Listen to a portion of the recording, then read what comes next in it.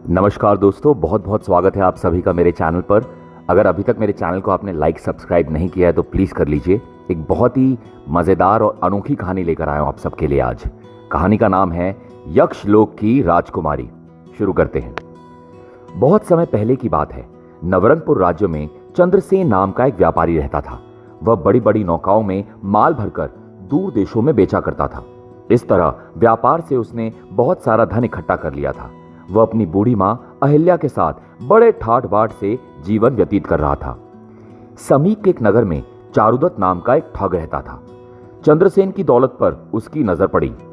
चंद्रसेन तो बहुत ही धनवान व्यापारी है, क्यों ना इस बार उसे ही अपनी ठगी का शिकार बनाया जाए।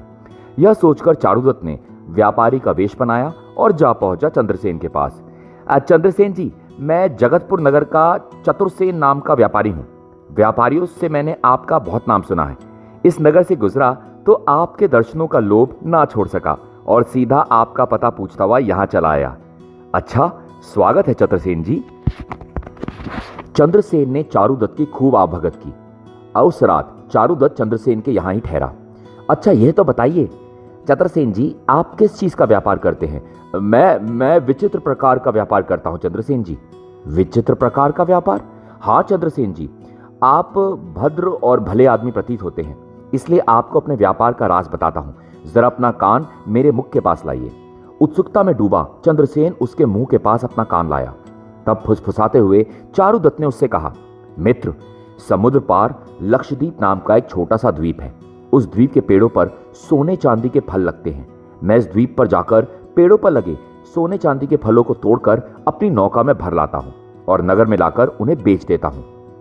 ऐसा कैसे हो सकता है? क्या तुम सच कह रहे हो? हाँ मित्र, मैं भला झूठ क्यों बोलूंगा? तुम्हें विश्वास ना हो तो तुम्हें लक्षद्वीप पर जाना चाहिए। वहां चलकर तुम अपने हाथों से सोने चांदी के फल लाकर बहुत सा धन कमा सकते हो। ठीक है, मैं कल ही तुम्हारे साथ लक्षद्वीप पर चलूंगा। चंद्रसेन था भोला भाला। वह सहज ही थक चारुदत्त की बातों में आ गया था। नौका में सवार ही दोनों लक्षद्वीप की ओर चल पड़े। कई दिन कई रात समुद्र में यात्रा करने के बाद अचानक उन्हें एक टापू दिखाई दिया। मित्र चंद्रसेन, समुद्र में यात्रा करते करते कई दिन बीत गए। बड़ा ही थकान का अनुभव हो रहा है, क्यों ना इस टापू पर उतरकर थोड़ा विश्राम कर लिया जाए? तुम्हारा विचार उत्तम है मित्र। नौका को टापू के किनारे लगाकर दोनों टापू पर उतर गए। चलते चलते चारुदत्त ने चंद्रसेन से कहा, मित्र, बहुत तेज भूख लगी है, क्यों ना पेड़ों के फल तोड़कर भूख शांत कर ली जाए? मुझे भी बहुत भूख लग रही है मित्र। चारुदत्त ने पेड़ पर चढ़कर कुछ फल तोड़े और चंद्रसेन को एक फल देते हुए बोला, लो मित्र, इस अनोखे फल को खाओ। चंद्रसेन ने जैसे ही थोड़ा सा फल खाया, ओह, मेरा सिर अचानक ही क्यों घूमने लगा है। चंद्रसेन पर विषैले फल का प्रभाव होना शुरू हो गया है। अगले पल चंद्रसेन चक्कर खाकर जमीन पर गिर पड़ा। अब मुझे इसकी नौका पर सवार होकर शीघ्र यहां से 9-2-11 हो जाना चाहिए।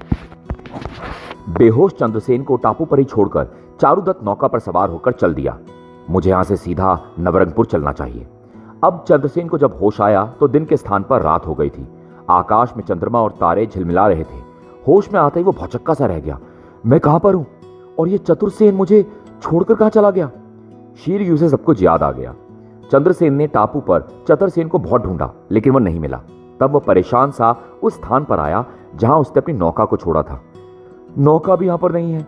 इसका मतलब यह हुआ कि चतुरसेन मेरी नौका लेकर यहां से रफूचक्कर हो गया है। ओह, उसने मुझे धोखा दिया है। चंद्रसेन बुरी तरह परेशान हो उठा। इधर कई दिन के सफर के पश्चात चारुदत्त नौका द्वारा नवरंगपुर के तट पर पहुंचा। अब मुझे जल्दी से चंद्रसेन की मां के पास पहुंचना चाहिए। नौका के तट पर छोड़कर वह नवरंग की ओर चल पड़ा। जब वह चंद्रसेन की मां के पास पहुंचा, तुम तो चंद्रसेन के साथ गए थे, चंद्रसेन कहाँ है? मां जी, चंद्रसेन को मैं लक्षद्वीप पर ही छोड़ आया हूं। वहां व्यापार करना बहुत फायदेमंद होगा, इसलिए चंद्रसेन ने मुझे अपनी नौका देकर यहां आपके पास भेजा है। उसने कहा है कि घर में जितना भी व्यापार का कीमती सामान है उसे नौका में भरकर मैं उसके पास लक्षद्वीप ले आऊं। उसे बेचने से हमें लाभ होगा। अहिल्या चारुदत्त की चाल ना समझ सकी। उसने अपनी आंखों से उसे चंद्रसेन के साथ जाते देखा था, इसलिए घर में रखा व्यापार का सारा कीमती सामान उसे सौंप दिया। लो बेटा, इस सामान को चंद्रसेन के पास ले जाओ। चारुदत्त उस सामान को नौका में लादकर दूसरे नगर की ओर चल दिया। मेरी योजना 100% कामयाब रही। चंद्रसेन की मां ने मुझ पर बिल्कुल भी शक नहीं किया। दूसरे नगर में जाकर उसने चंद्रसेन का सारा कीमती सामान और नौका बेच दी। वाह, इस ठगी से तो मुझे बहुत धन दौलत मिली है, अब मैं बड़े आराम से रहूंगा। इधर टापू पर चंद्रसेन फल खाकर अपनी भूख शांत करता और दिन भर किनारे पर बैठा उधर से किसी जलयान के गुजरने की प्रतीक्षा करता रहता। 15 दिन हो गए, एक भी जलयान इधर से नहीं गुजरा। लगता है अब मैं इस टापू से घर नहीं जा पाऊंगा। इधर नवरंगपुर में चंद्रसेन की मां अहिल्या बहुत परेशान थी। 1 माह बीत गया, चंद्रसेन अभी तक व्यापार करके वापस नहीं लौटा। पहले तो उसने कभी लौटने में इतनी देर नहीं की, क्या कारण हो सकता है? उधर एक दिन जब निराश सा चंद्रसेन टापू पर बैठा हुआ था तो एक बड़ा सा बाज उसके पास आकर गिरा। अरे, इस बाज की पीठ में तो तीर धंसा हुआ है। मुझे बाज के पास जाकर इसकी पीठ में धंसा तीर निकाल देना चाहिए, नहीं तो ये मर जाएगा। चंद्रसेन बाज के पास पहुंचा और एक ही झटके में उसकी पीठ में धंसा तीर निकाल दिया। आह! अरे, यह बाज तो मनुष्यों की तरह बात करता है। अगले पल बाज के स्थान पर एक दिव्य पुरुष खड़ा था। कौन है आप? वह घायल बाज कहां गया? वह घायल बाज मैं ही हूं। यह कैसे हो सकता है? मैं ठीक कह रहा हूं, मैं यक्षलोक का दिवाकर यक्ष हूं। एक दिन भ्रमण के लिए पृथ्वीलोक पर आया था। यहां आते मेरी मुठभेड़ एक जादूगर से हो गई। उसने मेरी पीठ में जादू का तीर मारकर मुझे यक्ष से बाज बना दिया। तब से मेरा बाज बना मैं भटकता फिर रहा था। आज जैसे ही तुमने जादूगर का तीर मेरी पीठ से निकाला, तुरंत ही उसका जादू समाप्त हो गया और मैं पुनः अपने असली रूप में आ गया। मुझे नहीं पता था कि अनजाने में मुझसे इतना अच्छा कार्य हो जाएगा। लेकिन यक्ष दिवाकर, एक बात मेरी समझ में नहीं आई। उस जादूगर ने जादुई तीर से तुम्हें बाज क्यों बना दिया था? इसका रहस्य भी मैं तुम्हें बताता हूं। वह धूर्त जादूगर मेरे गले में पड़ी माला मुझसे लेना चाहता था।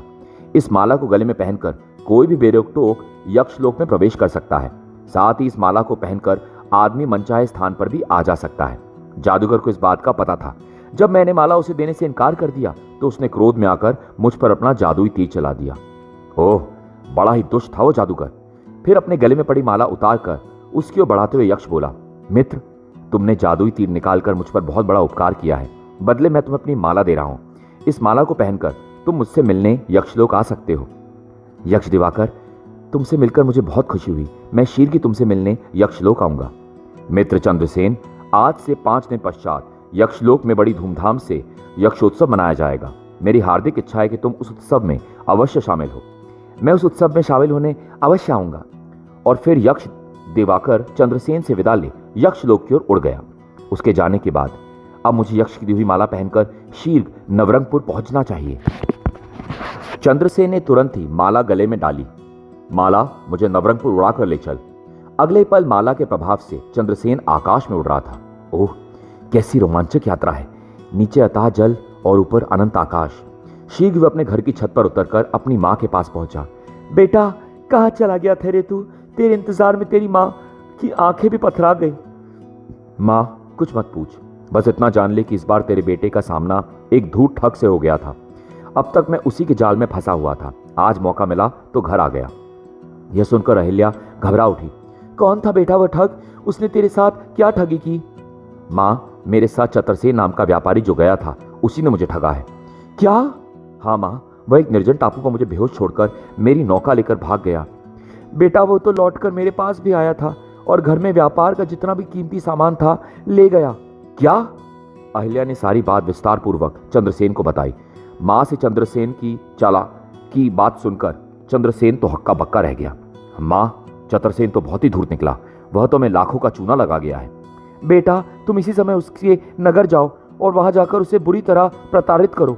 उससे अपना सारा सामान वापस लेकर आओ। हाँ, तुम बहुत ही भोली हो मां।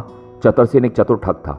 उसने जब अपना जो नाम और पता हमें बताया था, वह क्या असली होगा? अवश्य उसने सब झूठ बताया होगा, इसलिए अब उसको खोज करना बेकार है।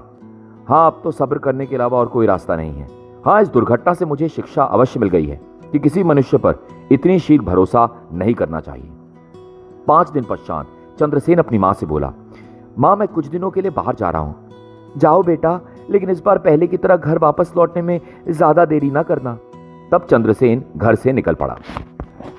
चंद्रसेन पैदल ही चलता हुआ नगर से बाहर एक निर्जन स्थान पर जैसे ही पहुंचा, माला, मुझे उड़ाकर यक्षलोक में दिवाकर के पास ले चलो। अगले शनि वह आकाश में उड़ रहा था। शीघ्र वह यक्षलोक में दिवाकर यक्ष के पास जा पहुंचा। आओ मित्र, बहुत देर कर दिया आने में। मैं तो कब से तुम्हारी राह देख रहा था। दिवाकर उसे अपने भवन में ले गया। दिवाकर ने उसका खूब अतिथि सत्कार किया। तत्पश्चात, मित्र, यक्षोत्सव प्रारंभ होने में अभी कुछ ही देर है, इसलिए हमें यक्षोत्सव समारोह पर इस वक्त में पहुंचकर अपना स्थान ग्रहण कर लेना चाहिए। चलो मित्र। दिवाकर उसे समारोह स्थल पर लेकर पहुंचा। ओह, कितना सुंदर दृश्य है। चारों ओर सुदर्शन यक्ष और अपूर्व सुंदरी यक्षिनियां भी दिखाई दे रही हैं। सुंदरता तो यहां जैसे भंडार बिखरा पड़ा है। चंद्रसेन दिवाकर के साथ एक स्थान पर जाकर बैठ गया। तभी यक्षलोक के राजा यक्षसेन ने अपनी बेटी राजकुमारी यामिनी के साथ समारोह स्थल पर प्रवेश किया। राजा यक्षसेन और राजकुमारी यामिनी के सम्मान में सभी लोग उठकर खड़े हो गए। तब राजा यक्षसेन और राजकुमारी यामिनी चंद्रसेन के सामने से गुजरे तो चंद्रसेन राजकुमारी यामिनी का अद्वितीय रूप देखकर आश्चर्यचकित रह गया। ओह, इतना सुंदर रूप, मानो सौंदर्य की देवी स्वयं चली आ रही है। राजा यक्षसेन और राजकुमारी यामिनी ने अपना स्थान ग्रहण किया। कुछ देर बाद राजा यक्षसेन के आदेश पर समारोह प्रारंभ किया गया। यक्ष नर्तकियों ने अत्यंत मनमोहक नृत्य किए। आश्चर्यजनक, अद्भुत, वाह! समारोह बहुत देर तक चला। समारोह की समाप्ति पर दिवाकर और चंद्रसेन वहां से वापस लौटे। क्यों चंद्रसेन, तुम्हें समारोह कैसा लगा? चंद्रसेन ने दिवाकर की बात का कोई उत्तर नहीं दिया। तब दिवाकर ने परेशान होते हुए चंद्रसेन से कहा, मित्र चंद्रसेन, देख रहा हो कि तुम जब से समारोह से लौटे हो कुछ खोए खोए से हो। ऐसे लग रहा है जैसे तुम समारोह में अपना कुछ खो आए हो। तुमने सही पहचाना मित्र, मैं वास्तव में समारोह में अपना सब कुछ खो आया हूं। क्या मतलब? मित्र, जो कहना है साफ साफ कहो। तो सुनो मित्र, जब से मैंने यक्षलोक की राजकुमारी यामिनी को देखा है तब से मैं अपनी सुध-बुध खो बैठा हूं। ना जाने राजकुमारी यामिनी के रूप ने मुझ पर कैसा जादू कर दिया है। ओह, तो यह बात है मित्र, तुम राजकुमारी यामिनी से प्रेम करने लगे हो? हाँ मित्र, क्या किसी प्रकार राजकुमारी यामिनी के साथ मेरा विवाह नहीं हो सकता? यह तो बहुत ही मुश्किल है मित्र। राजकुमारी यामिनी ने विवाह करने के लिए बहुत बड़ी शर्त लगा रखी है। जो कोई शर्त को पूरा करेगा उसी से राजकुमारी विवाह करेगी। राजकुमारी यामिनी एक अधूरी कहानी सुनाएगी। जो भी उस अधूरी कहानी को उचित रूप से पूरा कर देगा, राजकुमारी उसी के साथ विवाह करेगी। मित्र, यक्षलोक के अनेक यक्ष इस शर्त को पूरी करने में सर्वथा असफल रहे हैं। फिर तुम कैसे इस शर्त को पूरा कर पाओगे? इसलिए राजकुमारी यामिनी के साथ तुम्हारा विवाह होना असंभव है। मित्र, असंभव कार्य को संभव करना तो मनुष्य की आदत रही है। मुझे इसी समय राजा यक्षसेन के पास ले चलो। मैं आज ही राजकुमारी यामिनी से अधूरी कहानी सुनना चाहता हूं। तो चलो मित्र चंद्रसेन, मैं तुम्हें राजा यक्षसेन के पास ले चलूं। कुछ देर में दिवाकर उसे राजा यक्षसेन के पास लेकर पहुंचा। महाराज, यह चंद्रसेन है। मेरे निमंत्रण पर यह मेरा अतिथि बनकर यक्षलोक आया है।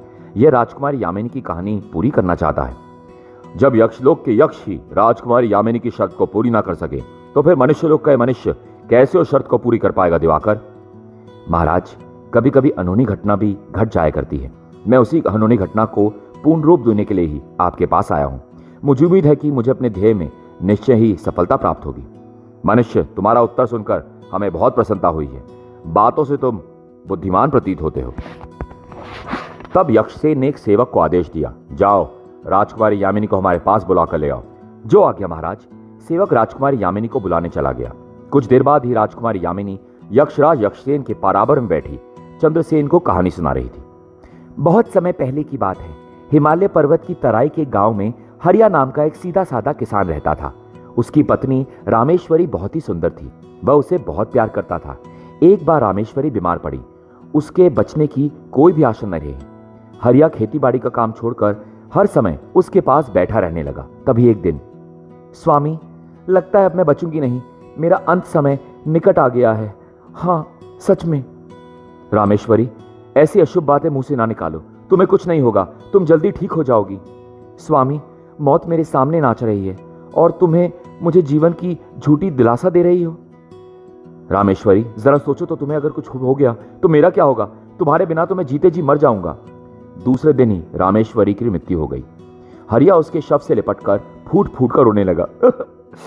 रामेश्वरी, तुम तो मुझे बीच मझधार में छोड़ गई। गांव के लोगों ने किसी प्रकार हरिया की रामेश्वरी के शव के से अलग करके समझाया। हरिया, पागल हो गई हो क्या? अरे जीना मरना तो इस संसार में लगा ही रहता है। कब तक रामेश्वरी के शव से लिपटे इस प्रकार आंसू बहाते रहोगे? हरिया, मुर्दे को ज्यादा देर तक घर में नहीं रखते हैं। शीघ्र की रामेश्वरी के अंतिम संस्कार का प्रबंध करो। यह सुनकर रोते हुए हरिया ने झटके से सिर ऊपर उठाते हुए कहा, नहीं, मैं रामेश्वरी की चिता नहीं जलने दूंगा। मैं इसे आग में जलते कैसे देख सकता हूं?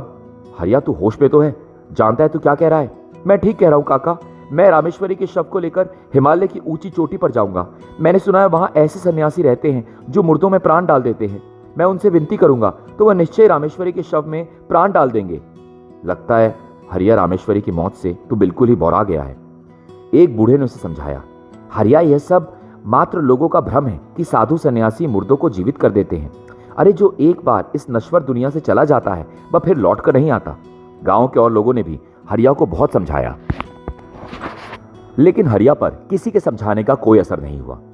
उसने रामेश्वरी के शव को कंधे पर लादा और घर से निकल पड़ा। वह चलता गया और बहुत से गांवों को पार करता हुआ एक नदी के तट पर पहुंचा। नदी के तट पर नाव लगी है, मुझे इस नाव में बैठकर नदी पार कर लेनी चाहिए। नदी पार करके वह रामेश्वरी के शव को फिर कंधे पर रखकर आगे चल दिया। मेरी रामेश्वरी जीवित होगी, अवश्य जीवित होगी। अंत में हिमालय पहाड़ के दुर्गम रास्तों को तय करता हुआ वो एक गुफा में पहुंचा। गुफा में एक सन्यासी बैठे हुए तप कर रहे थे। शव को सन्यासी के सामने रखकर वो उनके चरणों में गिरकर बुरी तरह रोने गिड़गिड़ाने लगा। सन्यासी बाबा, मैं बहुत दूर से चलकर आपके पास आया हूं।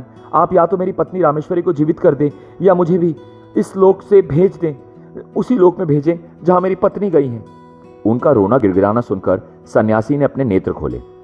वत्स, नश्वन जीवन के लिए इतना मोह अच्छा नहीं होता। तुम युवा हो, परिश्रमी हो, और तुम्हारे अंदर सबसे बड़ा गुण यह है कि तुम प्रेम करना जानते हो। इस मृत पत्नी के साथ छोड़ो और वापस लौट जाओ। तुम में से तो कोई भी लड़की विवाह कर सकती है। बाबा, आप जो कह रहे हैं मैं समझ रहा हूं, लेकिन मैं दूसरा विवाह कदापि नहीं करूंगा। मैं रामेश्वरी के बिना जीवित नहीं रहूंगा। यदि आपने रामेश्वरी को जीवित नहीं किया तो मैं आपके चरणों में सिर पटक पटक कर प्राण त्याग दूंगा। सन्यासी ने उसे लाख समझाया, लेकिन हरिया पर उसके समझाने का कोई असर नहीं हुआ। तब हार कर उसने कहा, खैर, तुम यदि नहीं मानते हो तो तुम अपने खून की 3 बूंदें अपनी पत्नी के शव के मुंह में डाल दो। तुम्हारे खून की 3 बूंदों से तुम्हारी पत्नी जीवित हो उठेगी। याद रखना, तुम्हारे खून की 3 बूंदें जब तक तुम्हारे पत्नी के शरीर में रहेंगी तभी तक वह जीवित रहेगी। हरिया ने तत्काल ही अपनी उंगली में कांटा चुभाया और खून की 3 बूंदें मृत पड़ी रामेश्वरी के मुंह में टपका दी। अगले पल रामेश्वरी जीवित होकर बैठ गई। ओह रामेश्वरी, तुम जीवित हो गई। हाँ स्वामी। सन्यासी को प्रणाम कर दोनों पहाड़ से उतरकर नदी के तट पर आए। वहां पर नाव अब भी खड़ी थी। दोनों ने नाव में बैठकर नदी पार कर ली। नदी पार करते ही रामेश्वरी हरिया से बोली, स्वामी, मुझे बड़े जोर की भूख लग रही है। ठीक है, तुम यही नदी के तट पर ठहरो, मैं पास की गांव में जाकर तुम्हारे और अपने लिए कुछ खाने के लिए ले आता हूं। उसे वहीं छोड़कर हरिया गांव की ओर चल दिया। हरिया के जाने की कुछ देर बाद ही एक नाव तट पर आकर लगी। उसमें लालपुर गांव का जमींदार नरसिंह बैठा हुआ था। नाव से उतरकर जैसे ही नरसिंह रामेश्वरी के पास से गुजरा, ओह इतनी सुंदर स्त्री। नरसिंह ठिठक कर खड़ा हो गया और एकाएक रामेश्वरी को देखने लगा। उसे अपनी ओर इस प्रकार देखते हुए रामेश्वरी हड़बड़ा कर बोली, कौन हो तुम? इस प्रकार मेरी ओर क्यों घूर घूर कर देख रहे हो? मैं देख रहा हूं कि तुम कितनी सुंदर हो। तुम जो भी हो, बहुत ही सुंदर हो। मैं लालपुर गांव का जमींदार नरसिंह हूं। यदि तुम मेरी पत्नी बनकर स्वीकार कर लो और मेरे साथ चलो, मैं तुम्हें सोने चांदी में लाद दूंगा।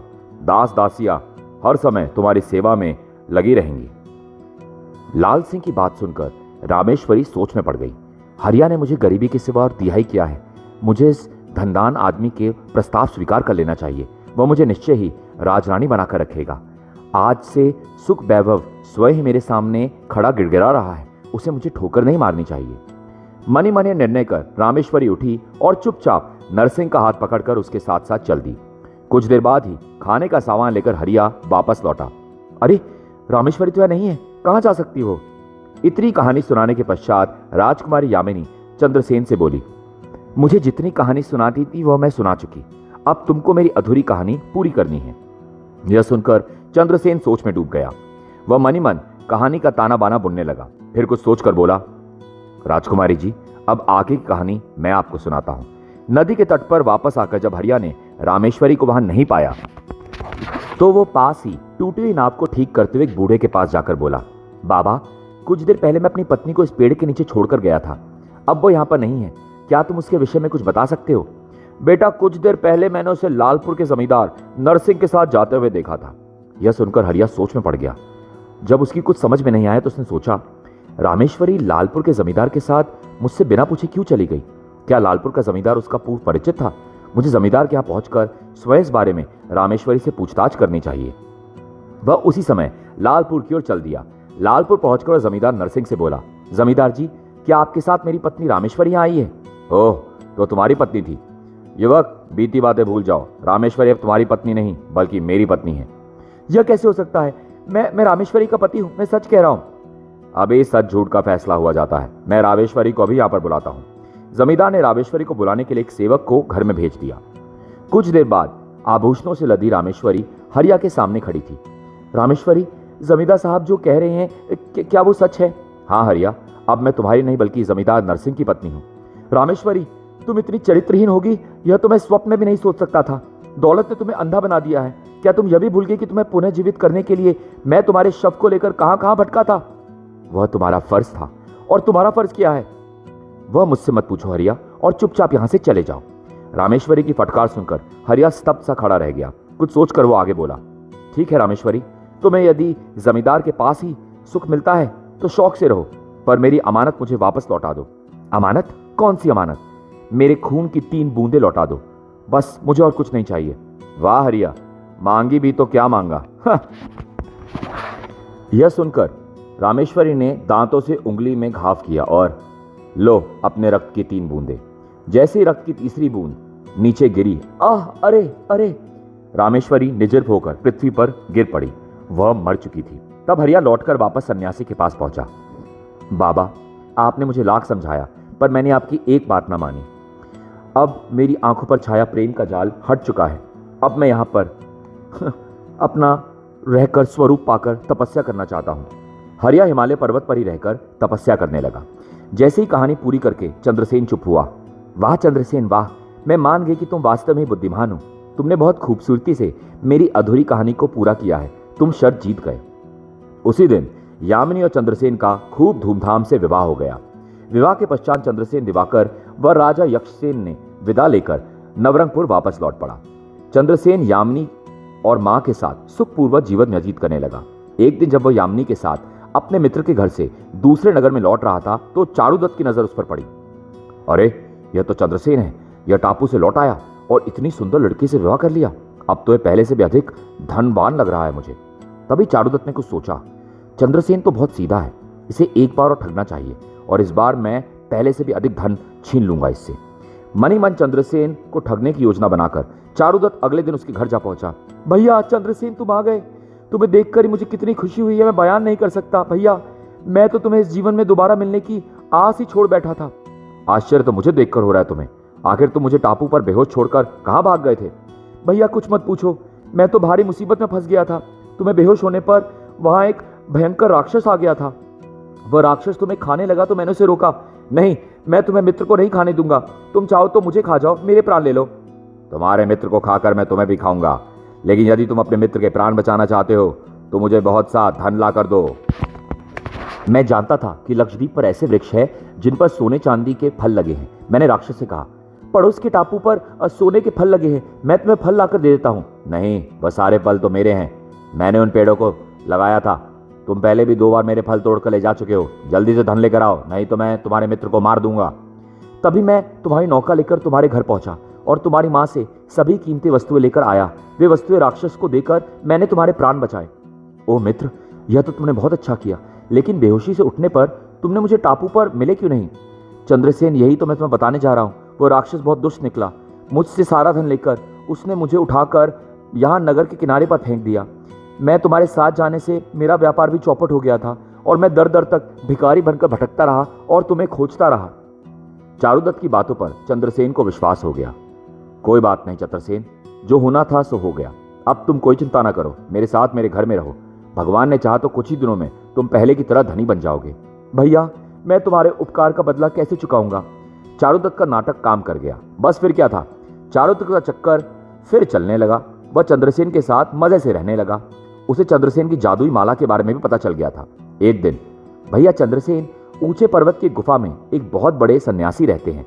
यदि हम उन्हें किसी तरह प्रसन्न कर सकें तो हमें पलक झपकते ही करोड़पति बन सकते हैं। हम सारा घर सोने चांदी से भर जाएगा। तो फिर इसमें सोचना क्या है? तुरंत उसके पास जाकर बहुत सा धन ले आओ। हमें व्यापार के लिए धन की बहुत जरूरत है। चंद्रसेन, सन्यासी बाबा के पास पहुंचना बहुत मुश्किल है। पहाड़ पर चढ़कर उनके पास पहुंचने में महीनों लग जाएंगे। अरे तुम उनके पास पहुंचने की चिंता ना करो, मैं तुम्हें माला की सहायता से पलक झपकते ही वहां पहुंचा देता हूं। बस तुम मुझे एक बार उस गुफा तक पहुंचा दो, फिर यह माला और सारा धन मेरा होगा। अपनी योजना की प्रारंभिक सफलता देखकर वह मनी मन खुश हो उठा। अगले पल ही चंद्रसेन माला की सहायता से चारुदत्त का हाथ पकड़े आकाश में उड़ रहा था। अरे अद्भुत, यह तो जादुई माला है। कुछ ही देर में दोनों ऊंचे पहाड़ की गुफा के द्वार पर पहुंच गए। चंद्रसेन, यही वह गुफा है, आओ हम दोनों अंदर चलकर सन्यासी बाबा के दर्शन करें। गुफा में अंदर आने पर कोई नहीं मिला तो चंद्रसेन ने हैरानी से पूछा, चतुरसेन, यहां तो सन्यासी का कोई नामो निशान भी दिखाई नहीं दे रहा है। सन्यासी बाबा को यहीं होना चाहिए था, शायद वह किसी काम से बाहर गए हों, इसलिए हम दोनों को यहाँ बैठकर उनकी प्रतीक्षा करनी चाहिए। बहुत देर तक दोनों प्रतीक्षा करते रहे। सन्यासी ने वहां नहीं आया तो सबको नींद आ गई, लेकिन चंद्रसेन को नींद अवश्य आ गई थी। चंद्रसेन तो बहुत गहरी नींद में सोया जान पड़ता है। बस यही सबसे अच्छा मौका है, इसके गले से माला उतारूं और यहां से 9-2-11 हो जाऊं। अगले पल चारुदत्त ने चंद्रसेन के गले में माला उतारी और स्वयं माला पहनकर नगर की ओर उड़कर चल दिया। अब चंद्रसेन यहां पर भूखा प्यासा मरेगा और मैं उसकी सारी संपत्ति लेकर माला की सहायता से कहीं दूर चला जाऊंगा। अरे, चंद्रसेन की सुंदर पत्नी यामिनी के बारे में मैंने कुछ सोचा ही नहीं। यदि मैं उसे राजकुमार की भेंट कर दूं तो वह मुझे बहुत सा धन देगा। यह सोचकर चारुदत्त चंद्रसेन के घर की छत पर उतरकर यामिनी के पास पहुंचा। वह मनी मन पूरी योजना बना चुका था। चतुरसेन, तुम सेठ जी के साथ गए थे और अकेले लौट कर आए हो, उन्हें कहाँ छोड़ आए हो तुम? भाभी जी, सेठ जी को राजकुमार ने अपना मेहमान बनाया है, वह तुम्हें भी महल में बुला रहे हैं, तभी तो उन्होंने मुझे माला देकर भेजा है। भोली भाली यामिनी चारुदत्त की चालाकी को नहीं समझ सकी और जल्दी से सज धज कर उसके साथ महल की ओर चल दी। कुछ ही देर में वो महल में पहुंच गए। चारुदत्त यामिनी को राजकुमार के पास ले गया तो वह उसकी सुंदरता देखकर मंत्रमुग्ध होकर रह गया। इतनी सुंदर युवती मैंने आज से पहले कभी नहीं देखी, यह तो अवश्य ही स्वर्गलोक की कोई अप्सरा है। राजकुमारी जी, मेरी ओर से भेंट स्वीकार करें, अब यह आपके महल में ही रहेगी। हमें तुम्हारी भेंट स्वीकार है युवक, हम तुम्हें इसके बदले में बहुत धन दौलत देंगे। अरे चतुरसेन, यह सब क्या कह रहा है? चारुदत्त यामिनी को वहीं छोड़कर और राजकुमार से बहुत सा धन लेकर चला गया। कुछ देर बाद यामिनी ने चंद्रसेन के बारे में पूछा तो हम किसी चंद्रसेन को नहीं जानते। अब तुम यही महल में रहोगी और हम तुमसे विवाह करके तुम्हें अपनी रानी बनाएंगे। लेकिन मैं तुमसे कभी विवाह नहीं करूंगी, मेरा विवाह चंद्रसेन के साथ हो चुका है। यामिनी, तुम्हें मेरे साथ विवाह करना होगा, नहीं तो मैं तुम्हें बंदी बनाकर कारागार में डाल दूंगा। मुझे बंदी बनकर रहना स्वीकार है, लेकिन मैं तुमसे कभी विवाह नहीं करूंगी। जब यामिनी किसी भी तरह भी विवाह करने को तैयार नहीं हुई तो राजकुमार ने उसे महल के कक्ष में बंदी बना लिया। उधर चंद्रसेन का सारा धन धोखे से ले जाकर चारुदत्त बहुत ठाट बाट से रह रहा था। वाह बेटा चारू, तूने भी क्या किस्मत पाई है। इस माला का स्वामी पहाड़ की गुफा में भूखा मर रहा होगा और तू यहाँ सुंदरियों के साथ मौज कर रहा है। कुछ दिन ऐसे ही बीत गए। एक दिन यामिनी ने कुछ सोचा, यह सब उस दुष्ट चतुरसेन ने किया है। उसी ने धोखे से मेरे पति से माला छीनी है और उसी ने मुझे राजकुमार के चक्कर में फंसाया है, लेकिन मैं उसे नहीं छोड़ूंगी। ऐसा बदला लूंगी कि उसकी 7 पीढ़ियां भी याद रखेंगी। मनी मन कुछ सोचकर यामिनी ने राजकुमार को अपने कक्ष में बुलवाया। जब राजकुमार वहां आया तो उसने कहा, राजकुमार, मैं तुमसे एक शर्त पर विवाह कर सकती हूँ। कौन सी शर्त यामिनी, जल्दी बोलो, मैं तुम्हारी हर शर्त मानने के लिए तैयार हूँ। मेरे पति के पास एक माला थी, वह माला अब चतुरसेन के पास है। यदि वो माला तुम मुझे लाकर दो तो मैं तुम्हारे से विवाह कर लूंगी। राजकुमार ने तुरंत कुछ सैनिकों को चारुदत्त के घर भेजा। सैनिक उसे जबरदस्ती माला छीन कर ले आए। राजकुमार ने माला यामिनी को दे दी। बस अब आप तुरंत विवाह की तैयारी कीजिए, कल मैं आपसे विवाह करूंगी। राजकुमार मनी मन खुश होता हुआ बाहर चला गया। राजकुमार के बाहर जाते यामिनी ने माला से कहा, माला, मुझे तुरंत मेरे पति चंद्रसेन के पास ले चलो। और माला उसे उड़ाकर ऊंचे पर्वत की ओर ले चली। कुछ ही देर में यामिनी चंद्रसेन के पास पहुंच गई। यामिनी, चतुरसेन ने फिर मुझे धोखे से ठगा है। स्वामी, उसने आपको नहीं मुझे मुसीबत में फंसा दिया था, लेकिन मैं अपनी बुद्धि से बचकर निकल आई हूं। यह कहकर उसने सारी कहानी सुना दी और फिर माला की सहायता से यामिनी को घर पहुंचाकर चंद्रसेन चतुरसर के घर की ओर चल पड़ा। कुबेर की इस वेशभूषा में चतुरसेन को ऐसा मजा चखाऊंगा कि उसे छठी का दूध याद आ जाएगा। जैसे ही वह चारुदत्त के घर में आंगन में जाकर उतरा, कौन है आप? डरो नहीं, मैं कुबेर हूं, तुम पर प्रसन्न होकर तुम्हें मालामाल करने आया हूं। क्या आप कुबेर हैं? चारुदत्त ने तुरंत चंद्रसेन के पांव पकड़ लिए। यह देखकर, उठो वत्स, उठो, मैं तुम्हें मालामाल कर दूंगा, पर धन पाने के लिए तुम्हें एक परीक्षा देनी होगी। कैसी परीक्षा भगवान? थोड़े समय के लिए तुम्हें राक्षस का रूप धरकर नगर की सबसे ऊंची मीनार पर खड़ा होना होगा।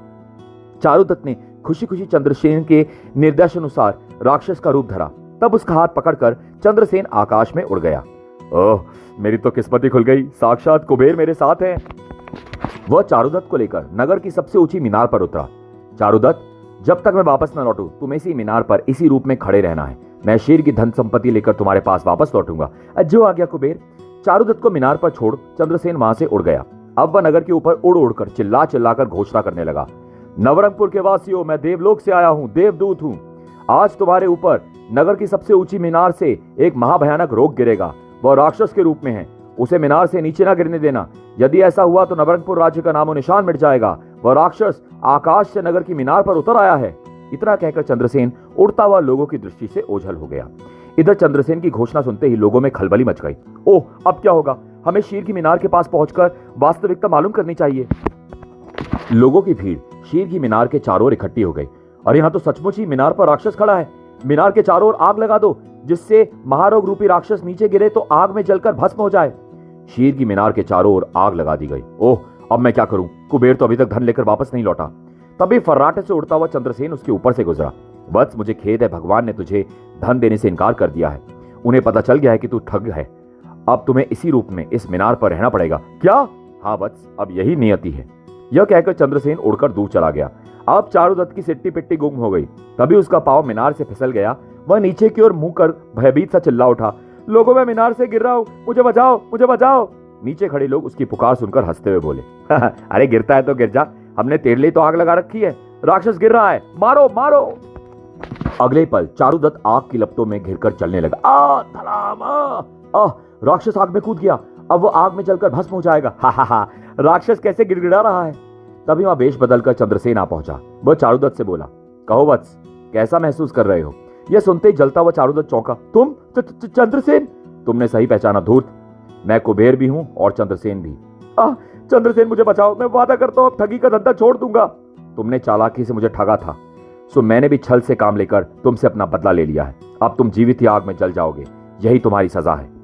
चारुदत्त की पुकार का चंद्रसेन पर कोई असर नहीं पड़ा। शीर की वह जलकर भस्म हो गया। तब चंद्रसेन अपने घर लौट आया। समाप्त।